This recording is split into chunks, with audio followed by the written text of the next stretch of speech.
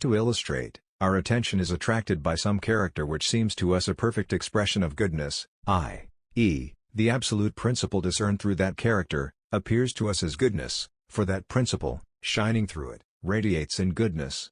The same absolute principle, discerned through some external form, appears to us as beauty, discerned through some inward thought, it appears to us as truth. In a masterpiece of music it is revealed to us as harmony. Any medium through which we see the absolute, becomes idealized for us. But as our thought attitudes change, our ideals change too. We see the absolute in new forms instead of the old ones, in other characters, other works of art, other thoughts, other harmonies.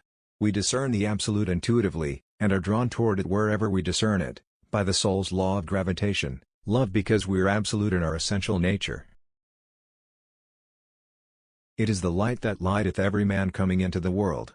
Every soul center in the moral world is as truly a center of attraction as is every physical center in the natural world.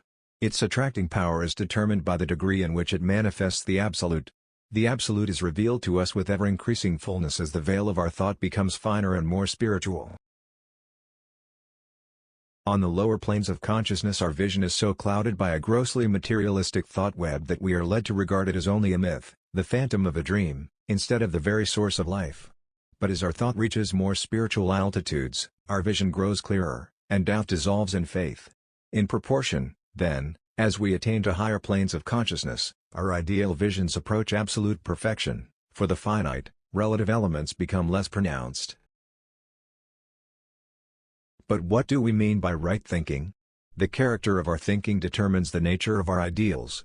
If our thought is engrossed with the things of the lower realms of sense and understanding, it loses itself in a maze of contradiction, confusion and doubt.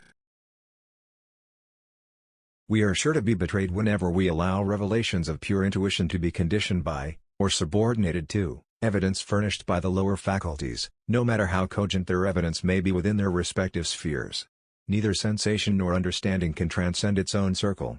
As reason often refutes evidence furnished by the senses, so, in turn, intuition frequently overrules the decisions of reason.